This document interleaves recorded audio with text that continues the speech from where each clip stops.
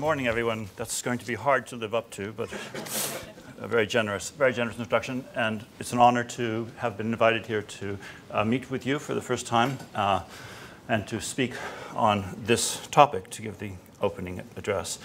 My topic is biometrics on a continental scale.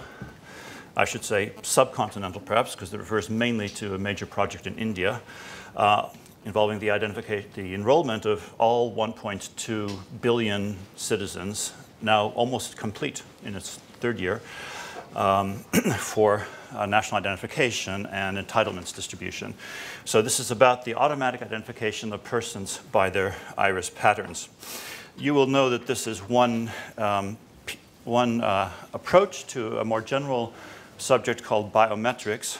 Traditional methods of automatic identification, of course, rely either upon special possessions like cards or keys or documents, passports, or secrets like passwords and PIN numbers. But of course, both those things can be separated from a person or stolen or lost. And so the idea behind biometric identification of persons is some automatic method that relies on something very unique, ideally something very complex in their anatomy or their behavior, their physiology, something visible about them or that can be obtained from them in real time, one hopes.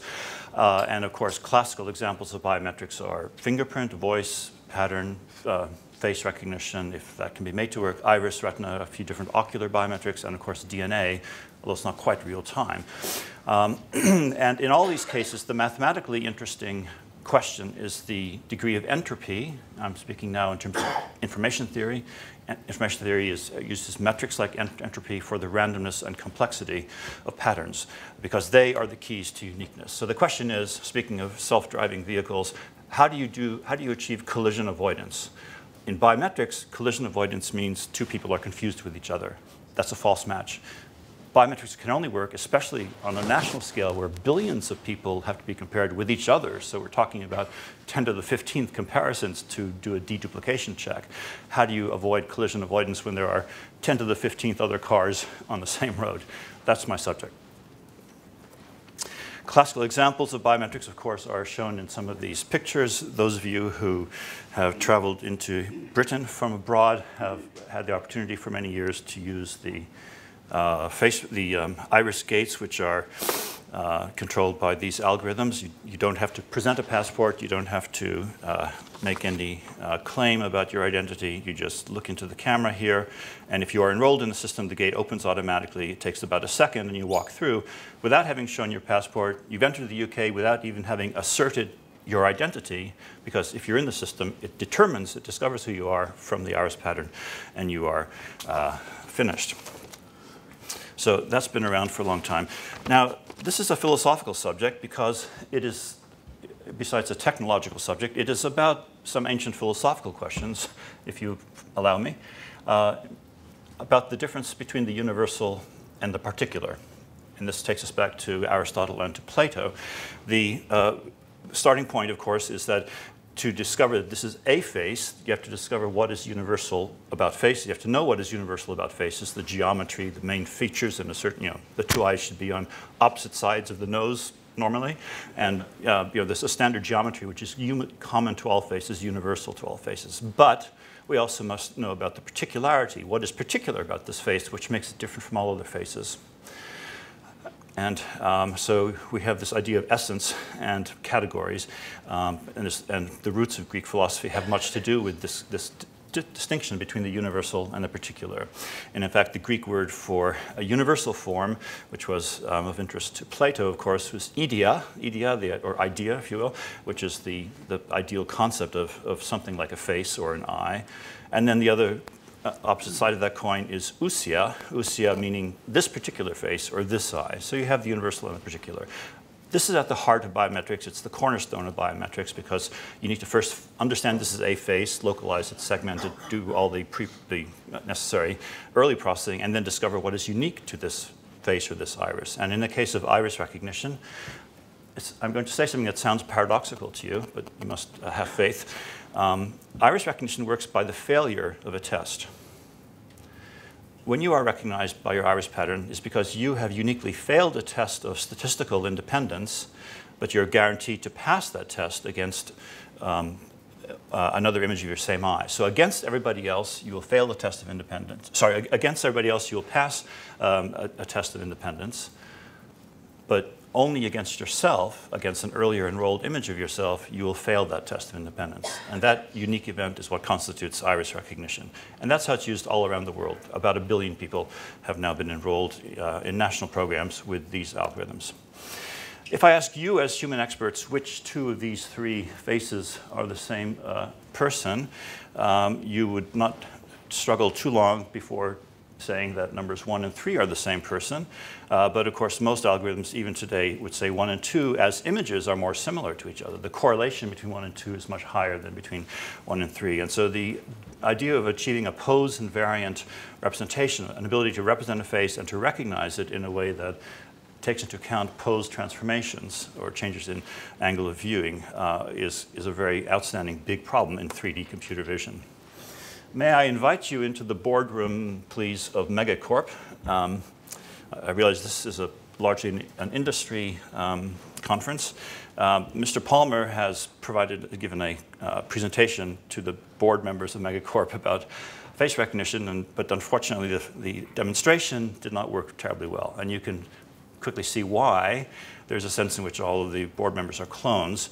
However, that's only one half of the truth. That's, I'm sure, what the cartoonist meant when he drew this cartoon, but that's only half of the story, in my opinion, contained in this cartoon. The other half is that even if all of these board members are clones, they don't all look alike. From a pose angle perspective, that is not the same image as that.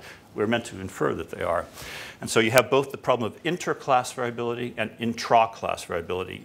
Pattern recognition basically only works well when different members of the same class have little variability. Sorry, the same class shows little internal variability, but members of different classes have large variability. And this is a major problem with face recognition. First of all, monozygotic twins, identical twins, are almost indistinguishable, as is well known.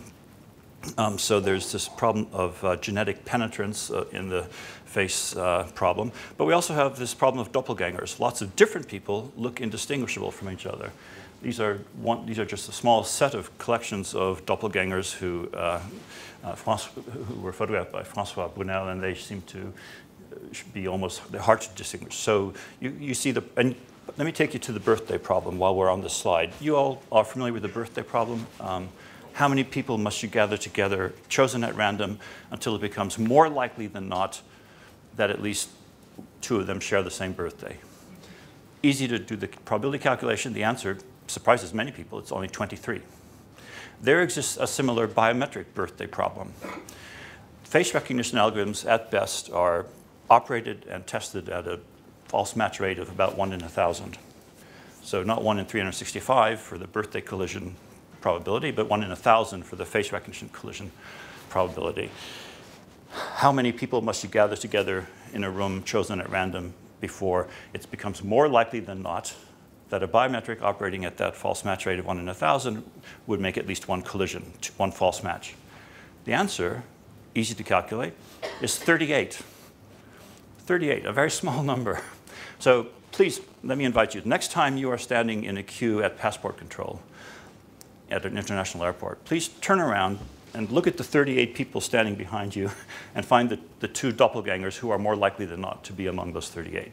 That's the problem. There's not enough entropy in facial appearance. You cannot build a robust recognition system when there's just not enough variability in such a group. So in summary, everything in the subject of pattern recognition almost can be reduced to one question. What are the relative magnitudes of the within-person variability, or within-class variability, and between-class variability? You require these 2 distributions to be well separated, either by getting their means further apart or narrowing their standard deviations. Both of those will reduce the overlap, which, of course, is what determines error rates. And this is something that information theory helps to guide us in, because it tells us how to maximize the entropy and maximize the separability between these classes. So returning to these 2 twins who are these 2 twins, there's a further paradox, which is that they look more similar to each other at any given time than does the same person look like himself or herself across larger intervals of time. This is the shadow something or other in the British government, and you can see she does not look a great deal like herself after a span of a few decades. The curious thing about epigenetic, well, I'll return to this business of tracking each other. So the same person looks less similar to herself than different people do, and that's true in many other aspects, in many other examples as well. Information theory is all about uncertainty and entropies, and the relationship between random variables. This is a big subject developed in the 1950s with Claude Shannon primarily, and it's now a core part of electrical engineering. Just in the abstract form, we have two random variables, x and y, which may represent, for example, x may be the identity of persons, y might represent the biometric patterns or signals that they emit, and there's uncertainty about both. We have two conditional entropies. This blue crescent-shaped region is the conditional entropy of the first random variable x given y, which means how much uncertainty remains about a person's identity x given some biometric measurements y. So this crescent shape is how much uncertainty is there still after you've taken some biometric measurements. The converse conditional probability is h of y given x, how much uncertainty remains given an identity x. You know who this person is, how much uncertainty remains about what patterns they have, what signals they generate, because they won't always be the same. You know, the face from different pose angles will not be the same. So you have entropy about appearances or biometric data given identity. So we have these two conditional probabilities and two conditional entropies, which we would like to minimize, because by bringing these two ovals closer together, the mutual information between them, the intersection, is maximized. This is about how equivocal is our biometric data about identity, how equivocal is identity about biometric data. Classical application of information theory. A quick, short tour through other biometrics. Fingerprints, of course, have been around since Victorian times. I think you can read in Sherlock Holmes about his interest in fingerprints. And of course, Scotland Yard has, they've had a recognized legal status since 1901 using the classification system of Henry, loops, whorls, and arches, and of course one identifies a large number of minutiae, ridge endings, branch points, other distinctive features, which are the basis of fingerprint recognition. It doesn't really have quite enough entropy, however. There are periodic cases of false matches. This is a latent fingerprint from a crime scene on the left, matched to 13 or 14 minutiae points in an inked fingerprint. So you try to acquire the best possible image. You know, there's a policeman holding your finger doing this. This is just somebody being sloppy at the crime scene. But still, these minutiae, it's not enough entropy. And several classical cases that you have heard about. First of all, most colorfully, recently, a detective constable in Scotland, in Strathclyde Police, Shirley McKee, she had to make herself her own prime suspect in a murder case that she was investigating, and because of a falsely matched thumbprint at the crime scene. It matched her inked thumbprint as a constable. And so she was arrested and put on trial as the chief suspect in her own murder investigation. Finally, she was acquitted. That's because only 13 points in Scottish law suffice for an identity. After the Madrid train bombings in 2004, Al-Qaeda, an Oregon lawyer living in the Pacific Northwest in America, far away, Brendan Mayfield, was arrested and held for 2 weeks as a suspect because the FBI claimed they had a complete match to his enrolled fingerprint in the state of Oregon with this crime scene print in Madrid at the train bombing. And the FBI, in fact, really stuck their necks out. They said, this is a 100% match, absolutely incontrovertible, no match at all.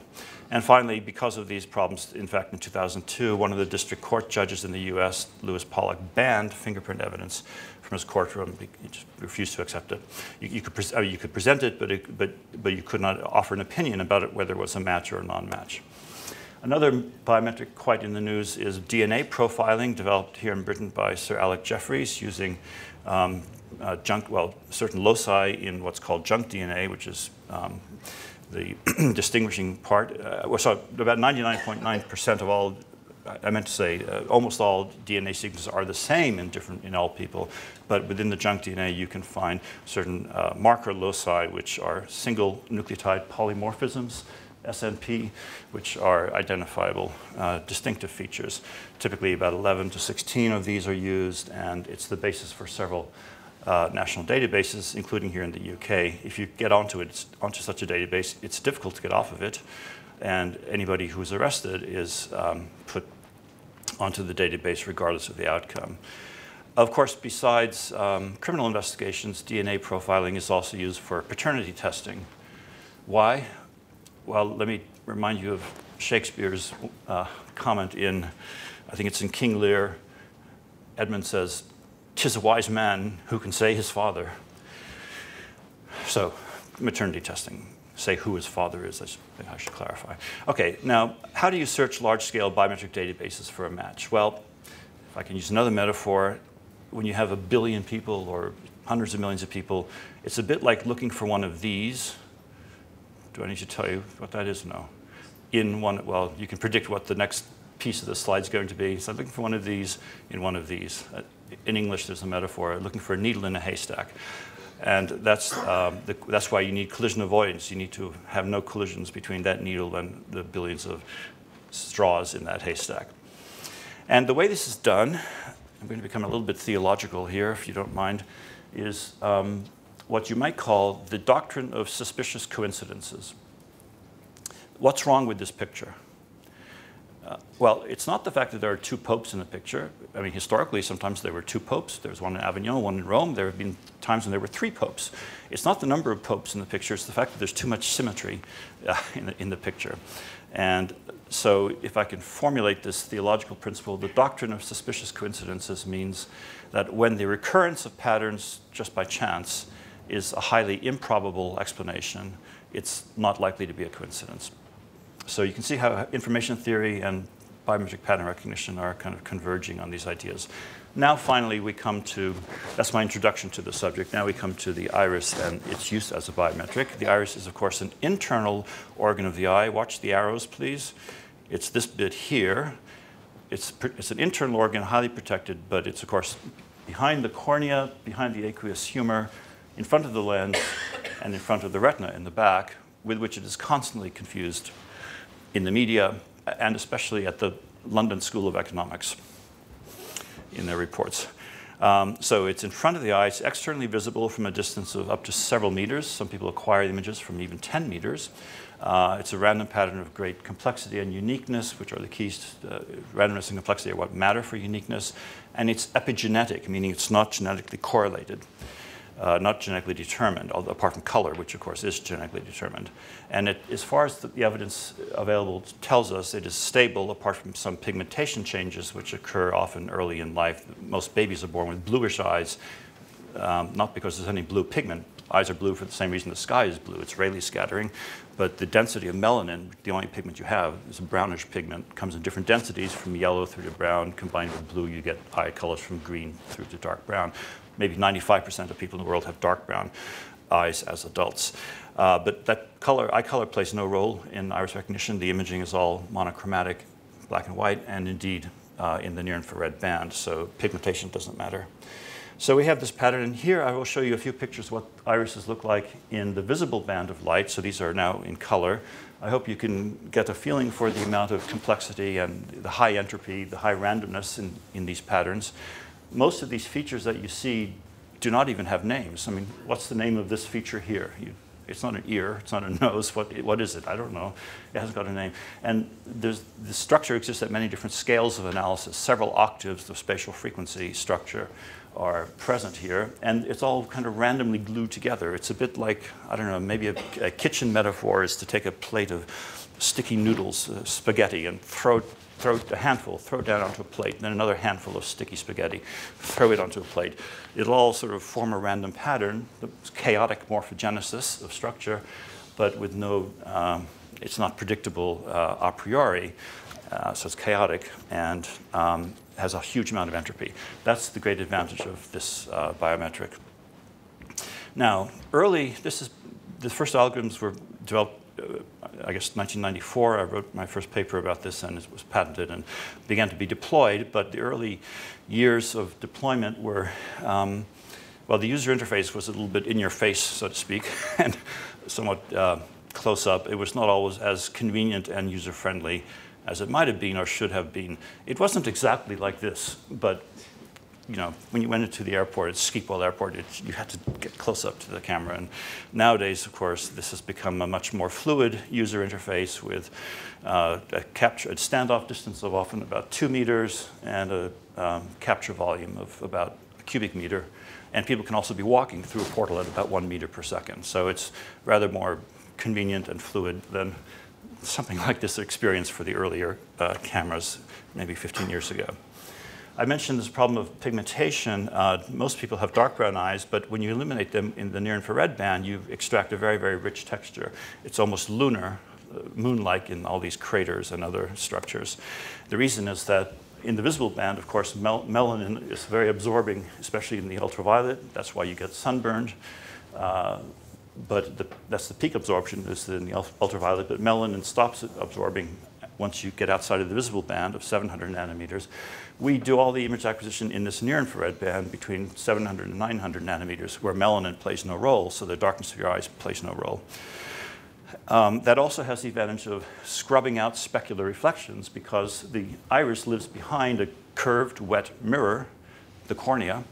It's curved, and it's a mirror because it's the air-water interface reflects about 4% of all light. If you're standing in front of a bright scene, like outdoors, 4% is a lot of light that is coming back from the cornea, which dwarfs or swamps the Lambertian reflection coming back from the iris if it's dark. So a dark iris, low albedo, that Lambertian reflection coming back is swamped by the corneal ambient reflections. But an easy trick you can play, so this is actually, it's a picture from The Economist magazine when the UID program launched in India. They showed this picture as a kind of celebration of iris recognition, but look at how awful it is. I mean, you would never hope to. Her iris pattern is totally dominated by the reflections from the environment in front of her. The trick that's played is to own one narrow band of light, the near-infrared illumination coming from the camera, from an LED, and that makes a Lambertian reflection that completely swamps the ambient specular reflections that obey this Snell's law rule for optical reflections of a shiny surface.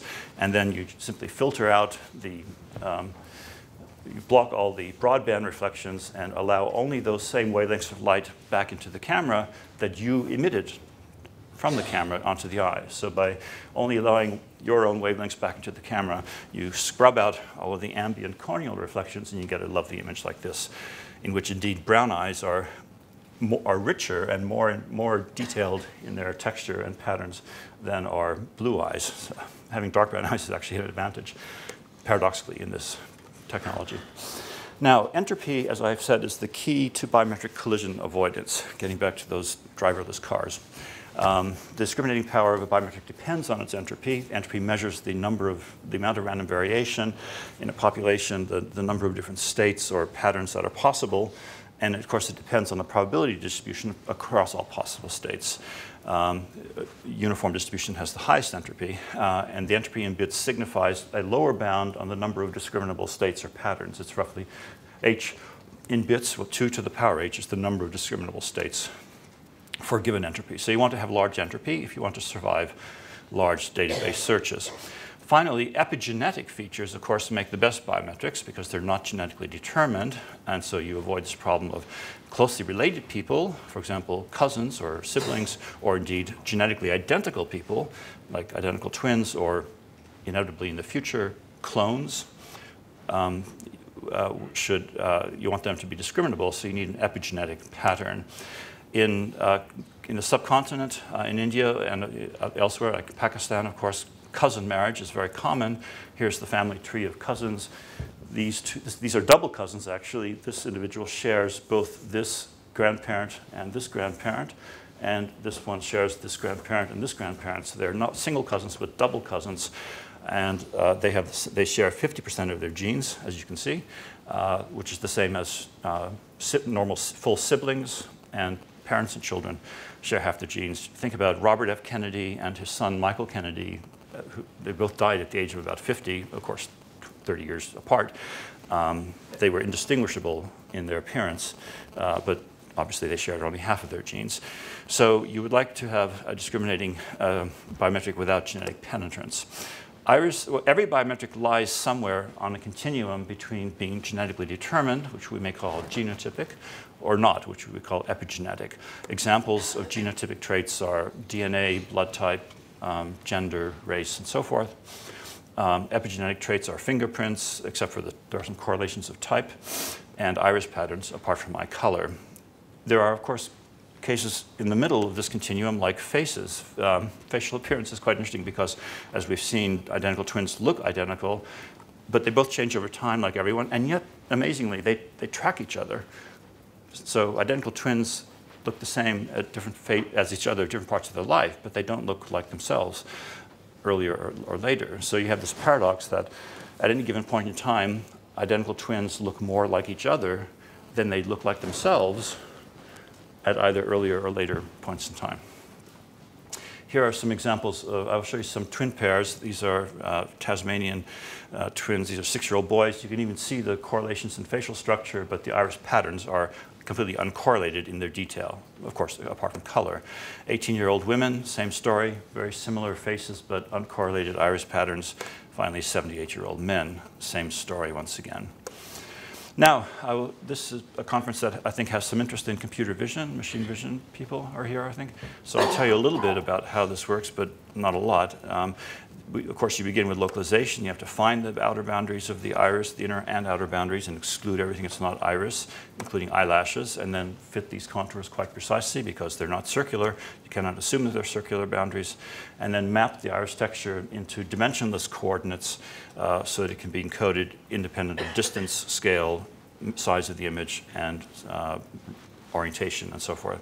And then encode a compact wavelet phase-based description of the iris pattern for identification, a very short 500-byte code. And then do searching and matching, which has to be incredibly fast because you have to do trillions of them every day, and that is done. Very, very fast matching and use of similarity metrics, which are completely robust against collisions, against false matches. So I'll tell you about the matching algorithm, why it's so fast, and why it's so resistant to false matches. Those are the key sort of practical points about these algorithms.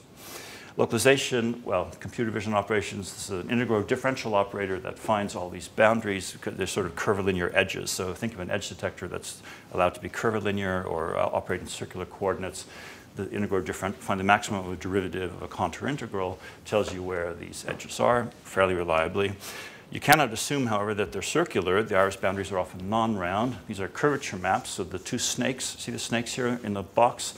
Those are the curvature maps. This is the curvature of the pupillary boundary. It's sharp. It's a sharp edge, so it's a thin snake, but it's not straight. This is the curvature of the outer boundary, the iris sclera boundary. It's a fat snake because that's a soft boundary, but again, it's not straight. And we have to deal with all kinds of shapes which are quite far from circular and do a doubly dimensionless mapping. Doubly dimensionless because it's size invariant, so independent of the size. That's dimensionless in the radial coordinate, but also dimensionless in the angular coordinate. So a non-concentric embedded doubly dimensionless iris mapping that is tolerant of these deformations. And of course, the pupil is changing size all the time. That can be useful as a kind of liveness test because it always is oscillating even when the light levels are steady. But you have to do this iris mapping independent of the pupil size so you're not sensitive to pupil size. These boundaries are typically non-round. The blue boundaries are actual iris boundaries. The dotted red boundaries are circles that approximate it, so they're local approximations, but they're not a very good fit, as you can see. And so I actually use Fourier boundary descriptors to compute a Fourier expansion of the actual shape of the inner and outer boundaries. And that is a way to get to be able to fit the shapes of the boundaries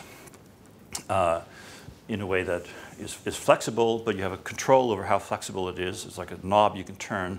How many degrees of freedom should there be in the shape flexibility? Essentially, how many Fourier components do you allow to oscillate around the perimeter? And so you can see it's a model of controlled complexity where the data is sharp. You can have high complexity where the data is weak. You should have low complexity in the fitting process. So there's some art art in the fitting of these boundaries. Anyway, without going into details, you then have to end up fitting shapes which are quite far from circular, as you can see, and even convex and so forth. You've heard the old saying, you cannot fit a square peg into a round hole. Well, this is a photoshopped iris, I'm afraid, with an artificial square pupil. But just to show you, this Fourier expansion of the boundary does also work for a square pupil. You can get you can see how the snake is doing this in curvature terms in order to force herself into the square hole.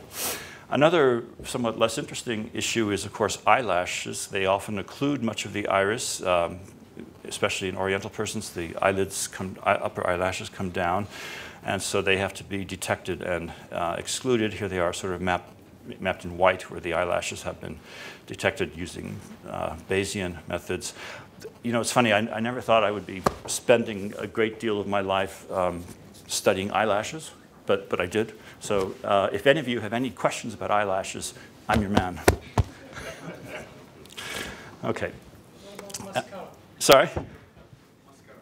I'm sorry? Mascara is actually the name of the subroutine. How did you know that?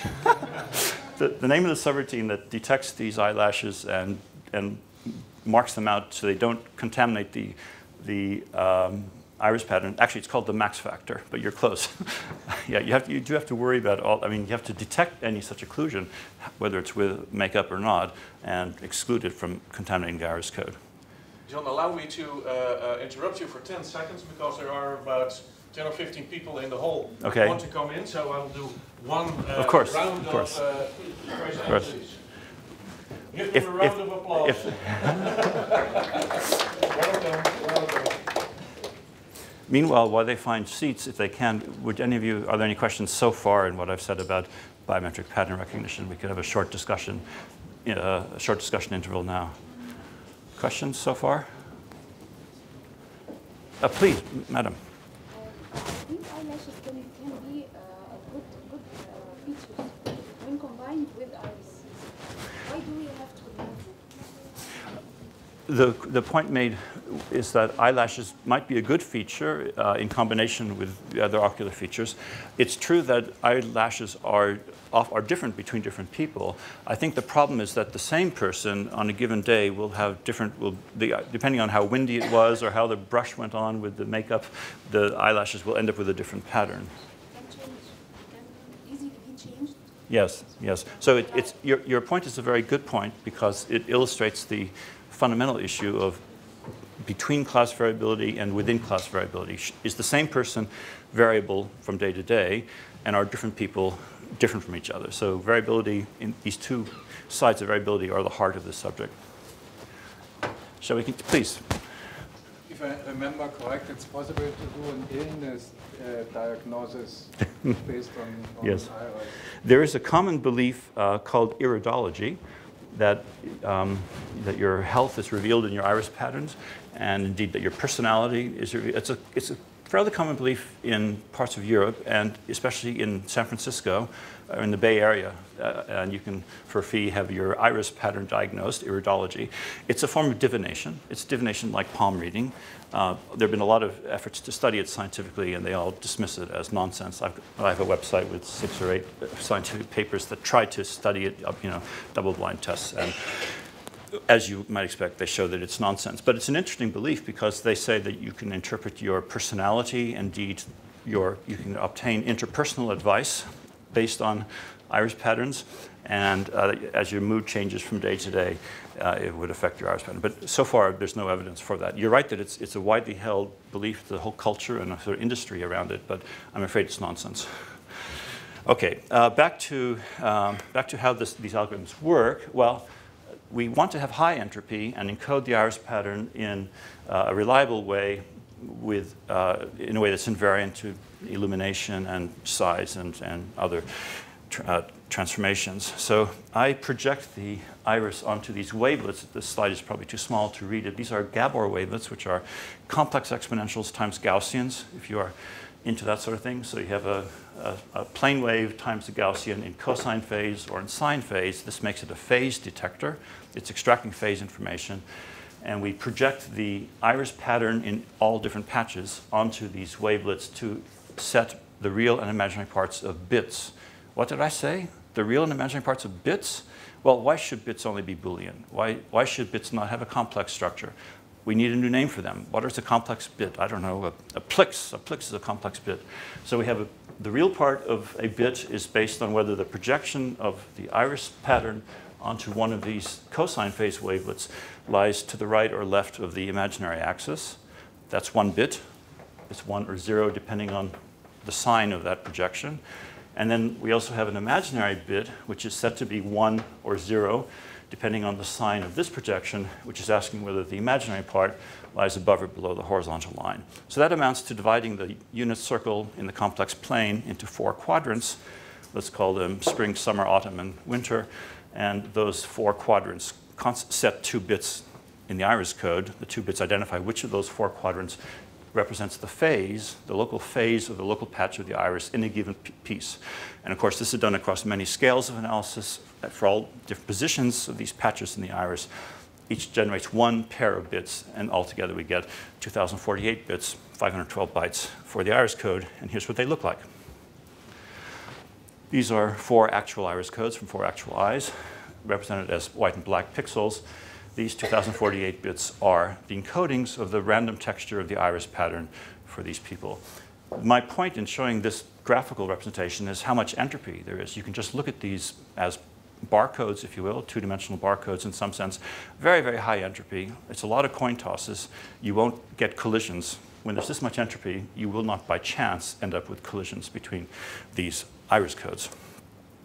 This is based on these 2-dimensional wavelets are a generalization of work that Dennis Gabor did in 1 dimension for 1-dimensional wavelets back in 1945, not applied to any image or vision problems, of course, but just for electrical engineering and communications. He, by the way, is a man everybody should recognize. He is the inventor of the hologram, and for his work in, well, not just in holography, but for his work in Fourier optics, he was awarded the Nobel Prize in 1971. A man with a really big footprint, far-reaching consequences. I just generalized his 1-dimensional wavelets into these 2-dimensional phasors for this purpose. So in summary, entropy is what provides the resistance against false matches.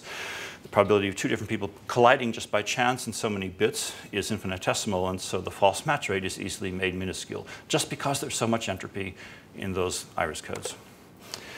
We can measure the amount of entropy and model the iris code as a channel. This is a 2-state Markov process which behaves as a sticky oscillator. It is a very good way to synthesize the iris code. It generates the right statistics of the iris code, provided you choose this parameter alpha properly. So it oscillates, it stays in one state for a while, and then with some probability it switches to the other state and stays there for a while and goes back and forth. It's a sticky oscillator with run lengths that correspond to both low-pass and high-pass filtering of a signal, in other words, band-pass filtering, as you'd expect, because these are band-pass wavelets. So we have a good Markov, and it generates exactly the same statistics as real iris codes. So we have a good Markov process model for the entropy, the source of entropy in the iris. Now, finally, I'll come to examples. The major deployment of this technology is in India. 3 years ago, almost 3 years ago, the government of India launched a major program called UIDAI, the Unique Identification Authority of India. They began enrolling the iris images of all 1.2 billion citizens and also their fingerprints. It's called Aadhaar. In many languages spoken in India, I believe Aadhaar means platform. It's meant to be a kind of a gateway into access to government services, entitlements, distribution, and cutting fraud. Ever since 2011, they've been enrolling 1 million people per day. If you want to do more than 1 billion people in 3 years, work it out, you have to do 1 million people a day. And they have 36,000 enrollment stations in all the different states of India. So 83 different agencies involved. It's a major project. And it's very enthusiastically taken up because people regard it as a gateway to services and entitlements to which they otherwise would not have access. If you don't have an identity, you don't exist. And every day, because there's an incentive to try to acquire duplicate identities because it's a source of welfare benefits, they do a lot of de-duplication checks here are the numbers, and you can go to the government website. Here it is. You can check on this website. They update this dashboard every week. Last time I checked, it was at 928 million. Everybody who's enrolled every day, about 1 million people a day, are compared against all those enrolled so far, which now stands at 900 million. Multiply those two numbers together, that's the daily workload of de-duplication checks. It's 900 trillion, 900 million, or 9 times 10 to the 14th iris comparisons per day, because they have to ensure there are no duplicates. That's an incredible, incredible workflow, and that's only possible because of this high entropy. To give you a visual impression for the size of that workflow conducted by UID AI every day, 9 times 10 to the 14th iris comparisons every day. A typical galaxy, this is a typical galaxy, contains just 100 billion stars, 10 to the 11th stars. The ratio between this number and that number is 9,000. So every day, the number of iris cross comparisons they do equates to the number of stars in 9,000 galaxies combined. How is that possible? It seems incredible, but that's what you get with entropy and with simple Boolean operators. Okay, so just to give you a bit of background, I think there's time to go into some details. This is the project that was launched in 2011. The reason for it, as was explained in Delhi recently, in 2014 by the director of UID Convergence, Srikanth Nathamuni, India spends about I'm just quoting her statistics. Annually, India spends about $60 billion on subsidies and welfare benefits, but 60% of it never actually reaches the poor. As she said, it is siphoned away by corrupt officials and middlemen. So a major person of UID AI is to provide funds directly to each person. In India, only 1 in 12 persons have bank cards. Only about 4% have passports. Hundreds of millions have no official ID, which is a way of saying they don't exist as far as access to government services. Indeed, some states within India, according to her, have many more names on their food ration list than there are residents of that state. And subsidized commodities like kerosene flood the black market, she reported, because bogus kerosene cards abound. So widespread fraud prevents the fair distribution of entitlements. And that's one of the major purposes of this project, as well as more access to government services. The enrollment in the system is voluntary. You provide biometric data, iris patterns, and fingerprints. That generates a 12-digit Aadhaar number, which moves with the person. And this Aadhaar is a pointer to many services. For example, a bank account is created if it does not already exist. It travels with the person, so it's not linked to a particular geography, which is a problem with old ID cards in India, paper cards. And there's a central authentication database, which is located in Bangalore, and 1 million micro ATMs are to be created in rural areas which lack banking services. The idea is that shopkeepers and grocers will dispense cash to villagers based on online, which is squared by immediate online interbank counter transfers. So each grocer becomes a kind of micro ATM. That's the vision of, I'll show you in a moment, the visionary behind all this. So the goal was to achieve full enrollment of the population within 3 years via 36,000 enrollment stations managed by 83 agencies. And astonishingly, they're doing this, they're on track. They've reached 928 million out of 1.2 billion. So they're 75% finished. Ironically, here in Britain, when there was a proposal under the last Labour government to have national ID cards, a national ID system, everybody said, oh, it's not technically feasible and it'll cost too much. That was the essence of the report from London School of Economics. Britain, it's not technically feasible and be much too costly. India, they've done it 3/4 of the way through. No issue with technical feasibility, not too costly. So the current progress, last time I checked, last week, 928 million people have been enrolled. This is their logo. Every day they do these duplication checks, one to all. There are long queues waiting to enroll, including homeless and marginalized people, because they understand this is a door opener. This is a national scale intelligence system, if ever there was one. In Delhi alone, there are about 56,000 homeless people who have applied for Aadhaar in order to open bank accounts. Why? So their money is safe. When they sleep on the pavements, they don't get mugged.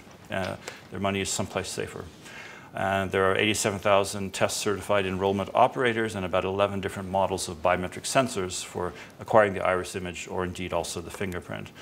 and a lot of tests about the reliability so far.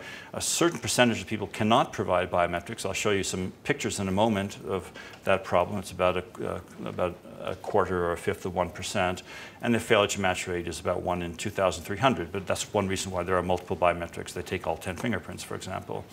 These are some examples of failure to enroll eyes in India. More people have untreated medical conditions, untreated ocular diseases. So you can have a completely scarred and opaque cornea, coloboma, sometimes botched cataract operations destroy the iris or give you 2 pupils. You might see there are not 1 pupil, but 2 pupils. So there's a higher frequency of unenrollable eye patterns in India than one would encounter in the West. I don't know if I can take you too far into the actual statistics of these iris codes. This is one particular database of 200 billion iris cross comparisons from this is all against all among 360,000, about not quite 1 million different irises. And the point is that if you take 2 different people, 2 different eyes, the fraction of bits that disagree is going to be 1/2. And it's almost impossible to get a Hamming distance smaller than about 1/3 because it's for the same reason as tossing a coin many times, you will not get very far from 50-50. How much do I have until 10 o'clock or 5 to 10? About 15 minutes? Quarter to 10. Oh, I'm sorry. Actually. Oh, I was told until 5 to 10. Okay, then I should skip through. I'll skip through the statistics of the process. Decision theory is all about making decisions under uncertainty, and you have a trade-off called an RFC curve that shows, depending on how conservative or how liberal the threshold is set, it determines what the trade-off will be between the 2 error rates. That's a decision error trade-off curve, very well formalized approach. I would just like to say that when you look at all the different imposter distributions, compare one eye against hundreds of thousands of others, and do that hundreds of thousands of times with different targets, you always get the same distribution. This is the distribution of means of those distributions. This is the distribution of standard deviations of all of those distributions. So it's there seems to be quite a universal. The point is that different iris patterns are all equidistant from each other. That's my point. Any 2 different iris patterns you might take, when you measure their dissimilarity, they are essentially equidistant from each other because of the high entropy. That's the situation you don't find with face recognition. This is perhaps my last technical slide, and I'll just show a few pictures. This is why the iris code matching is so fast. It's all just Boolean operations on words, on strings of bits equal to the word length of the machine. On each tick of the clock at 3 gigahertz, or whatever the machine clock speed is, say 3 gigahertz, all of these XORs and ANDs can be computed to measure the fraction of bits that disagree. This is one line of C code. Those of you who are programmers, you'll recognize this is one line of C code. You take the XOR of 2 iris code words, and them with these masking bits. So C and D are masking words to say where are the eyelashes, where are the eyelids and reflections and other forms of corruption. So you exclude the noise with these masking words, and that with the XOR of 2 different iris code chunks, that gives you a Hamming distance, the fraction of bits that disagree. You do that at 3 gigahertz on 64 bits or 32 bits at once on every tick of the clock. That is what makes it so blindingly fast. That gives you the blistering matching speed. Okay, I think I have run out of time. I'll just show you some pictures. This is about 100,000. The NIST, US NIST did some tests on comparing iris with face recognition. They concluded that iris recognition is 100,000 times more accurate than face recognition. Here's their data, independent testing. Some pictures of deployments finally at Schiphol Airport in the Netherlands. This has been in use since 2001 in lieu of passport presentation. Likewise at Heathrow, at 10 UK airports in lieu of passport presentation, and at the US-Canadian border, you can cross the border without showing your passport. The High Commission for Refugees have used this for the repatriation of Pakistani refugees, Afghan refugees after the first fall of the Taliban. I was asked by Bill Gates to visit him and for his foundation to explore the idea of using iris codes for retrieval of vaccination records with young children, because in African countries and in Pakistan, other developing countries, there are no vaccination records that are reliable, no paper records, And of course, you need to have a reliable history of who has received what vaccine when. It matters. Vaccination doesn't make sense unless the timing is proper and the right sequence. So how do you overcome the lack of reliable records, vaccination records? The proposal, which the Bill Gates Foundation is now going to run up as a pilot, is to use the iris code as the marker for the identity, even for young children, infants. Compute the iris code, find out from a database of iris codes the ID, use that to access a clinical database, and from that to retrieve the vaccine record. So that could be an intriguing way to implement the Bill Gates Foundation goals of large-scale vaccination in developing countries, even despite the lack of good records.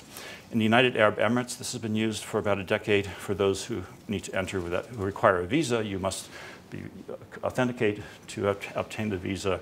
This is the airport at San Jose, automatic check-in using the iris pattern. Again, in the UAE, this is in Dubai, the application for residency permits. When you cannot get a facial image, you can still get an iris image, as you can see here.